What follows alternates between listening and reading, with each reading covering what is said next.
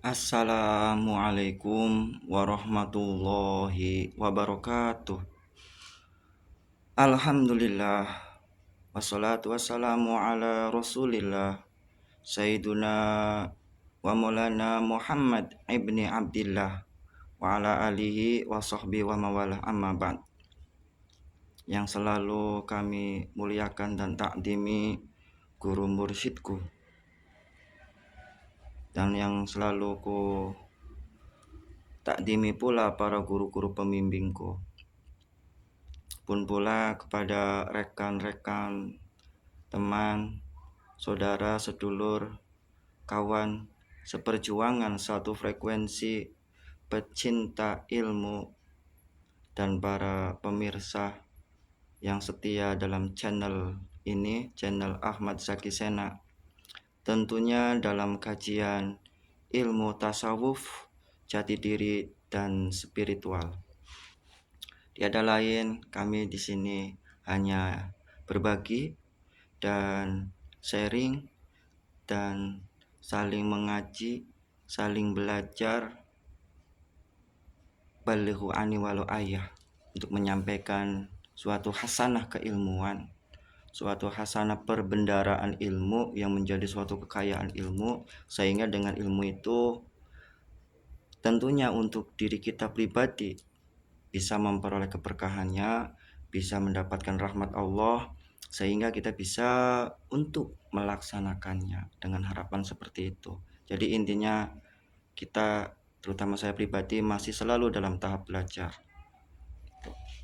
Pada kesempatan malam kali ini, sebelum saya akan membahas pada permasalahan, izin dengan kerendahan hati untuk selalu like dan subscribe agar kita selalu terhubung ke channel kami dengan pembahasan-pembahasan yang aktual, yang baru, yang update-nya begitu. Oke, pada pembahasan pada malam kali ini sungguh sangat menarik ya, yaitu makna kalimat syahadatain. Makna kalimat dua kalimat syahadat. Kalau kita baca berbunyi seperti ini. Asyhadu alla ilaha illallah wa asyhadu anna Muhammadar Rasulullah. Ya, sebagaimana kalimat itu adalah perwujudan seseorang secara syariatnya sudah masuk Islam. Tapi dalam kemarin pembahasan kemarin, saya pernah membahas tentang Islam wajib diislamkan. Gitu. Jadi yang akan saya bahas itu, yang akan saya uraikan atau saya akan bahas, yaitu kalimat persyahadatan, kalimat asyhadu. Asyhadu kalau kita artikan secara kata atau bahasa itu asyhadu menyaksikan, persaksian, saya menyaksikan. Yang dipertanyakan, saya yang mana yang menyaksikan?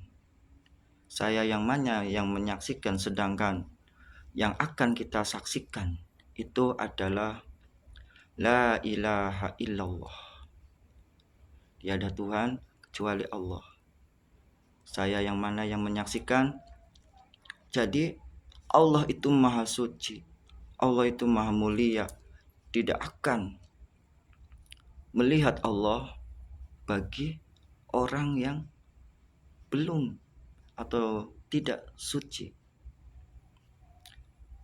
Sebagaimana di dalam suatu kutipan kitab di dalam Sirul Asrar itu, bismillahirrahmanirrahim, wallahu ma'arafallah illallah. Sungguh demi Allah, tidak ada yang mengetahui Allah illallah, kecuali Allah. Maksudnya dalam proses kita persyahadan itu akan memperoleh suatu kemakrifatan, itu tiada lain dengan rahmat Allah melalui mujahadatun nafas, dengan perjuangan melawan hawa nafsu. Makanya dalam kalimat asyhadu ini saya menyaksikan, saya yang menyaksikan yang mana? Yang menyaksikan itu saya yang mana? Begitu. Jadi asyhadu, saya menyaksikan, kalau dengan mulut tanpa dengan ruh, jismaninya, tanpa dengan ruh ruhaninya, tanpa dengan ruh sultaninya, tanpa dengan ruh kudsinya. Berarti sebagaimana yang difirmankan di dalam ayat Al-Quran,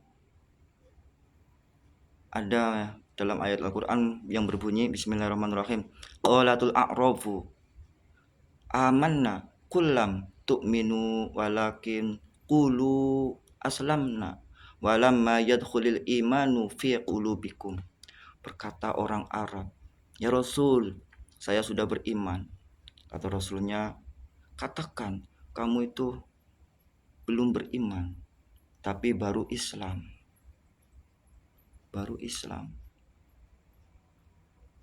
Walakin qulu aslamna walamma yadkhulil imanu fi qulubikum. Karena apa? Karena imannya belum masuk ke dalam hatinya, belum masuk ke dalam ruh dengan beberapa lapisan-lapisannya. Jadi pada pembahasan syahadat ini, saya akan mengembalikan kepada proses persyahadatan awal. Proses persyahadatan awal yaitu bahwa semua arwah, semua ruh-ruh yang ada di dalam dunia ini, semua ruh manusia, semuanya itu menyaksikan dengan jelas, menyaksikan dengan hakul yakin tentang jati diri Allah, tentang keberadaan Allah, kemutlakan Allah. Sebagaimana di dalam surat Al-A'raf ayat 172 itu mengatakan, Bismillahirrahmanirrahim. Alastu birabbikum? Qalu bala syahidna. Kata Allahnya itu bertanya kepada para arwah-arwah, pada para ruh-ruh. Bukankah aku ini Tuhan kamu? Kata Allahnya. Dijawab oleh para ruh, qalu bala syahidna. Betul, engkaulah Tuhan kami. Tapi dalam riwayat menceritakan, ya, ada yang tidak ingin menyatakan persaksiannya, ada yang ingin mengingkari, yaitu nafsu. Oleh karena itu sejarahnya maka tabiatnya nafsu ingin selalu membangkang. Bismillahirrahmanirrahim. Inna nafsa la ammaratu bisu. Sesungguhnya nafsu itu akan menjurus kepada suatu keburukan, pengingkaran atau kejahatan. Maka dalam persyahadatan yang pertama inilah bahwa semua manusia itu menyaksikan kecuali nafsu. Makanya nafsu disanksi oleh Allah, dihukum oleh Allah dengan kelaparan, dengan kekurangan. Makanya nafsu itu disuruh untuk berpuasa. Makanya dengan syariat puasa itulah yang akan bisa melemahkan nafsu kita, sehingga bisa memberikan suatu kesadaran bahwa kita harus mengakui memang benar-benar keberadaan Allah, harus mengakui dan kesadaran tentang haknya Allah, kejati dirian sejatinya Allah. Jadi karena kita sudah makrifat, sudah mengenal Allah, sudah menyaksikan Allah dengan surat Atin, laqad khalaqnal insana fi ahsani taqwim. Sungguh telah ku sempurnakan dalam bentuk penciptaan manusia dalam bentuk yang sempurna-sempurnanya. Tsumma radadnahu fi asfala safilin. Maka kami akan turunkan ke suatu tempat yang rendah, yaitu alam mulki. Alam mulki ini, alam dunia. Alam dunia kalau tidak bisa mengenalnya, kalau tidak bisa mengendalikan hawa nafsunya, sehingga akalnya tidak bisa mengendalikan, sehingga kalau akalnya tidak bisa mencari jati diri kebenaran, pulang kepada Allah, maka menjadilah suatu penjara, suatu tempat yang rendah di alam mulki, alam dunia ini. Jadi dari alam lahut, alam kudsia, di ruh kudsi itu menyaksikan, diturunkan ke alam jabarut, Turunkan alam jabarut, ruhnya ruh sultani, diturunkan lagi ke alam malakut, ruhnya ruh ruhani, diturunkan lagi ke alam dunia, alam mulki ini, ruhnya ruh jismani. Makanya Allah menurunkan dengan sifat Rahman Rahimnya, kasih sayangnya, mengutus para nabi, mengutus para rasul untuk mengingatkan tempat asal, yaitu hari akhir, hari akhirat. Maka dengan wahyunya, dengan syariatnya, dengan risalahnya menyampaikan, sehingga setelah masanya Rasul, maka diteruskan lagi generasi setelah Rasulnya. Rasul sudah Khatamul Anbiya wal Mursalin, yaitu Nabi Muhammad, diteruskan oleh al-ulama warasatul anbiya. Maka para ulama-ulama yang khusus yang akan memberikan tongkat estafet untuk mengembalikan, bertugas untuk mengembalikan para manusia untuk kembali ke jalan Allah Subhanahu wa taala. Kembali lagi kepada syahadat yang kita sering ucapkan. Syahadat kita yang sering ucapkan yaitu dalam salat, asyhadu alla ilaha illallah wa asyhadu anna muhammadar rasulullah. Saya yang mana yang menyaksikannya itu? Sedangkan di dalam diri kita mengkaji diri kembali. Padahal kemarin sudah kita membahas dalam video yang kemarin itu, iqra kitabaka kafa bin nafsikal yawma 'alaika hasiba. Bacalah kitabmu, cukuplah dirimu itu yang akan bisa menghitung sebelum nanti di hari akhir. Sebagaimana juga Umar bin Khattab, Sayyiduna Umar bin Khattab itu mengatakan, hasibu anfusakum qabla an tuhasabu. Hasibu anfusakum, perhitunglah, koreksilah, introspeksi dirilah diri kamu sebelum nanti akan yang menghitung, ada yang menghitungnya. Maka dalam rangka introspeksi diri ini, terutama pada pembahasan syahadat ini, kita itu dalam menyaksikan Allah tuh lisan yang mana, karena segala sesuatu dalam diri kita itu memiliki lisan masing-masing. Di bibir jasmani kita ada lisannya, di kolbi ada lisannya,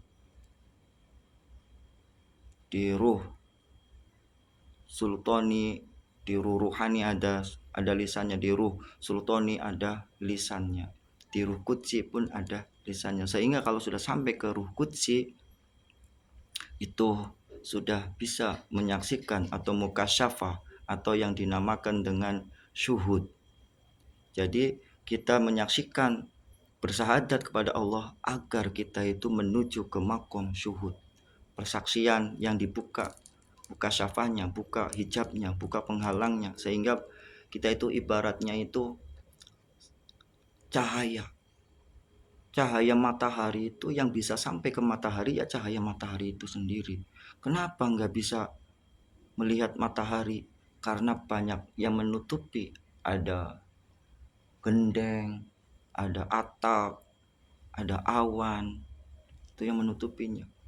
Jadi wa nafakhtu fihi mir ruhi, kita itu adalah bagian daripada ruh Allah dan akan kembali kepada Allah dan melihat langsung kepada Allah. Di dalam hadis riwayat Muslim itu dijelaskan pula, Bismillahirrahmanirrahim, ama annakum satu'raduna ala rabbakum fatarawna rabbakum tarawna hadzal qamar. Sesungguhnya kamu itu nanti akan melihat Tuhan, ya, Tuhan kamu sebagaimana kalian melihat Tuhan kamu seperti melihat bulan, ya.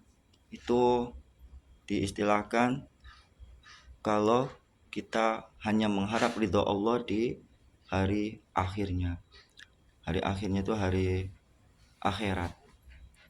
Tapi dalam dunia ini pun kita harus bisa untuk merasakan keadaan-keadaan makom-makom keukhrawiyaan, keakhiratan, walaupun tidak sehakikatnya akhirat.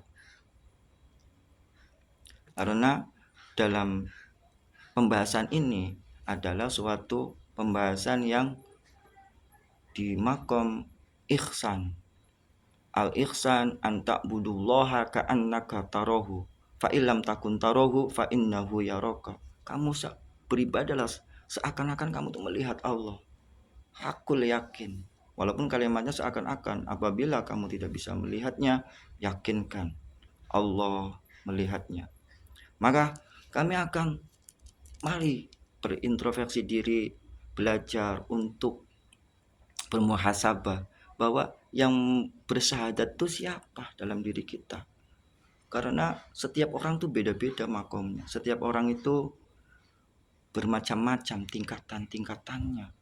Walaupun hakikatnya tadi ruh kudus semua itu awalnya itu pada menyaksikan, tapi karena di dunianya ini sudah terpengaruh oleh hawa nafsu kita.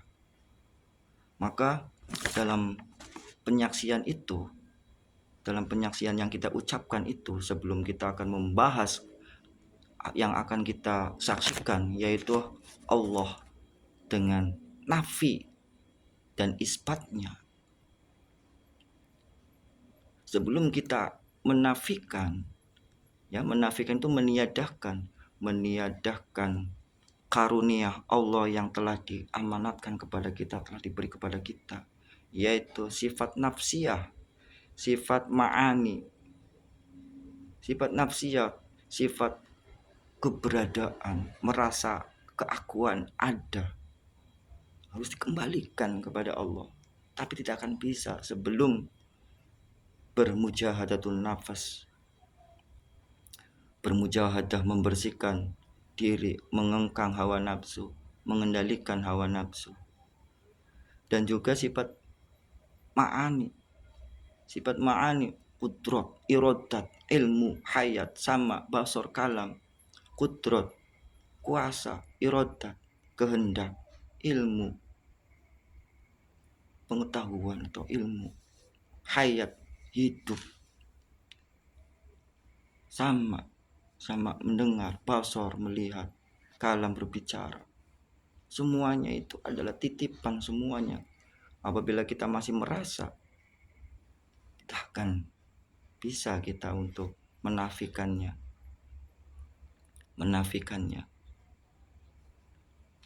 Nah, terus apa lagi yang mau dinafikan?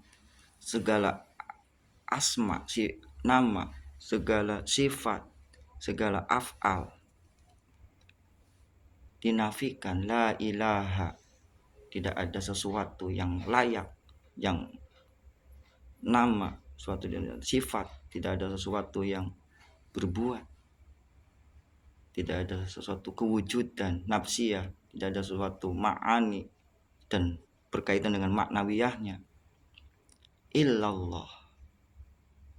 Illallah di sini itu adalah lafaz jalalah, lafaz ismu zat, lafaz ismu a'dham yang memiliki huruf alif, lam, ha. Itu dinyatakan oleh Allahnya sebagaimana di dalam Allahnya, innani Allahu la ilaha illa ana. Sesungguhnya saya itu Allah, kata Allah dalam Al-Quran. Sesungguhnya saya itu Allah. Innani anallahu la ilaha illa, tidak ada Tuhan kecuali saya, kata Allah. Fa'budni, maka sembahlah saya. Wa aqimis sholata lidzikri, sesungguhnya salat itu untuk mengingat aku. Jadi Allah di sinilah sudah yang menyatakan namanya itu Allah itu sendiri. Bukan Allah dari orang lain, tapi Allah sendiri, sehingga memiliki suatu rahasia nama. Ya. Alif memiliki rahasia sifat wahdaniyah.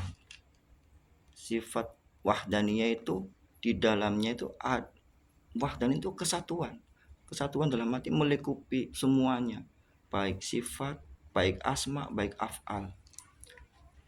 Diteruskan lagi menjadi lam jamaliyah, lam keindahan, sebagaimana Allah pada waktu menciptakan Nur Muhammad dengan cahayanya Allah. Terus lam jalaliyah, lam kekuasaan, lam kemuliaan, lam kehendak, kodrat, kekuasaannya Allah, sehingga tidak ada yang bisa menandingi Allah. Makanya dalam alifnya dibuang, lillahi ma fis samawati wa ma fil ard, lahu ma punya Allah lah, bagi Allah lah, dan hunya itu adalah ismu a'dhamnya, atau hunya itu adalah ismu rahasia a'dham, dan hunya itu kata domir yang akan memberikan karunia kepada hamba itu, diberi karunia makrifat, karena kemarifatan, pengenalan Allah tidak akan bisa tanpa Allah. Tadi sebagaimana yang tadi saya katakan tadi, untuk mengenal Allah tidak akan mampu kecuali dengan Allah. Makanya kita akan membahas tentang segala yang ada di dalam diri manusia ternyata menyambung kepada Allah. Sebagaimana di dalam hadis qudsi dijelaskan, Bismillahirrahmanirrahim, banaitu fi jofi ibnu Adam qasron wa fi qasri sodron wa fi sodri qalban wa fi qalbi fuadan wa fi fuadi saghofan wa fi saghofi lubban wa fi lubbi sirron wa fi sirri ana. Apa itu qasron? Qasron itu adalah bana itu fi jofi ibnu Adam qasron. Sesungguhnya Allah itu menciptakan, membuat bangunan pada diri ibnu Adam, anak Adam itu qasron, suatu istana. Istana itu maksudnya itu adalah unsur-unsur struktur anggota tubuh. Ada kepala, ada tangan, ada kaki, ada dada, ada perut, ada semuanya. Wa fi qasri sodron, sodron itu ada dada. Dada di sini itu adalah unsurnya unsur jiwa. Jiwanya jiwa ruh jismani. Latifahnya itu latifatun nafas di sini. Latifatun nafas. Latifatun nafas, nafsunya nafsu amaroh di sini. Nafsu amaroh. Nafsunya nafsu amaroh. Terus wa fi sodri kolban. Kolban. Latifahnya itu latifatul kolbi, di bawah susu kiri, 2 jari. Nafsunya nafsu lawama, nabinya Nabi Adam, dan ruhnya ruh ruhani, sudah masuk ke dalam ruh ruhani. Wa fi qalbi fuadan. Fuadan itu latifahnya itu latifatu ruh. Latifatu ruh itu ada di bawah susu kanan, bawah 2 jari. Latifatu ruh. Nabinya Nabi Ibrahim. Nafsunya nafsu mulhimah. Mulhimah itu penyesalan. Ruhnya ruh ruhani. Saghofan wa fi fuadi saghof. Saghof itu adalah latifahnya itu latifatu sirri. Sirri itu di susu kiri bagian atas 2 jari. Latifatu sirri. Nafsunya nafsu mutmainnah, ruhnya ruh ruhani, nabinya Nabi Musa. Wa fi zaghofi lubban. Latifahnya itu latifatul khofi, di atas susu kanan 2 jari. Latifatul khofi. Nafsunya nafsu mardiyah, nabinya Nabi Isa. Ya, nabinya Nabi Isa.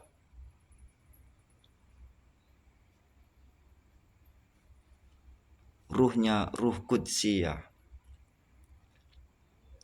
Nafsunya nafsu mardiyah. Nah, antara lubban dengan latifatul qalab, latifatu lub khofi, ya. Latifatul khofi itu dengan latifatul qalab itu saling berhubungan. Nah, semuanya juga berhubungan. Kenapa berhubungan? Karena di situ adalah nafsunya nafsu rodiyatam mardiyah. Dan fananya itu fana di dalam fana. Kalau latifatul qalab itu fana itu sudah menghancurkan, sudah merasa diri tidak ada, tapi dirinya itu merasa ada. Dan di dalam fana itu sudah tidak ada yang dilihat, sudah tidak ada yang nyata, sudah ada yang wujud kecuali Allah yang dilihatnya. Makanya dalam wafi sirri anak, wafi, dan Wafi lubbi sirron latifatul akhfa. Latifatul akhfa itu adalah nabinya Nabi Muhammad, ruhnya ruh kudsiyah, dan nafsunya nafsu kamilah, nafsunya nafsu sempurna, latifatul akhfa. Sehingga sudah latifatul akhfa sempurna, sehingga memperoleh mukasyafah. Mukasyafah menyaksikan syuhud, melihat Allah tanpa pelantara. Itu baru syahadat tauhid atau syahadat maring pangeran, maring Allah Subhanahu wa taala. Dan syahadat rasulnya yaitu asyhadu anna Muhammadar Rasulullah. Muhammad yang mana? Muhammad itu kita harus bisa memahami Muhammad basyariyah, Muhammad kemanusiaan, Muhammad Rasulullah. Muhammad Rasulullah sebagai utusan, Muhammad Ahmadiyah, Muhammad sebagai keunggulan sifat yang terpuji. Keunggulan sifat yang terpuji. Makanya Muhammad itu ya nama di bumi, Ahmad nama yang di langit, karena nama yang di langit itu sudah dikenal oleh Allah, sudah dikenal oleh penduduk langit bahwa memiliki kemuliaan, sifat-sifat yang terpuji, sangat terpuji. Sehingga Allah sendiri pun memujinya, innaka la'ala khuluqin adzim. Sesungguhnya engkau wahai Muhammad memiliki akhlak yang agung. Jadi kita harus mengenalnya, mengenal basyariah Nabi Muhammad SAW dari sejarahnya, dari kehidupannya, dari sifat tubuhnya. Muhammadun basyarula ka basyari bal huwa ka yakutil bainal hajari. Nabi Muhammad itu seperti manusia tapi tidak seperti kayak manusia. Memiliki kelebihan semuanya. Memiliki kelebihan semuanya. Tidak bisa disamakan seperti manusia walaupun unsurnya itu sama dengan manusia. Dan kita harus mengenal Nabi Muhammad itu adalah suatu utusan Allah yang membawa risalah, sehingga kita harus mengetahui ajaran apa yang disampaikan oleh Rasulullah Shallallahu Alaihi Wasallam. Pun pula kita harus memahami dan mengetahui tentang akhlak-akhlak kepribadian Rasulullah Shallallahu Alaihi Wasallam, kepribadian akhlak yang sangat agung, sangat mulia, ya, sangat terpuji segala keindahan. Dan Nabi Muhammad sebagai asal usul segala keberadaan. Asal usul segala keberadaan berarti Nur Muhammad. Nur Muhammad, Nur Jamaliyah Allah. Pancaran dari Nur Jamaliyah Allah, Nur Muhammad. Maka sehingga kita dengan kebersihan hati, tiada lain cara untuk membersihkannya hati. Cara membersihkan tadi latifah-latifah yang memiliki karakter-karakter jahat, kotor, yang tidak diridhoi oleh Allah, tiada lain alatnya zikrullah. Ya, makanya Nabi Muhammad itu selalu memberikan suatu perintah, suatu anjuran, suatu peringatan. Ya, jaddidu imanakum, perbaruilah imanmu, perbaiki imanmu, perkuat imanmu. Kaifa nujaddidu imanana ya Rasulullah? Bikasroti qauli la ilaha illallah. Dengan memperbanyak zikir la ilaha illallah. La ilaha illallah yang bagaimana? Apakah yang diucapkan manusia biasa? Apakah yang terpampang di dinding?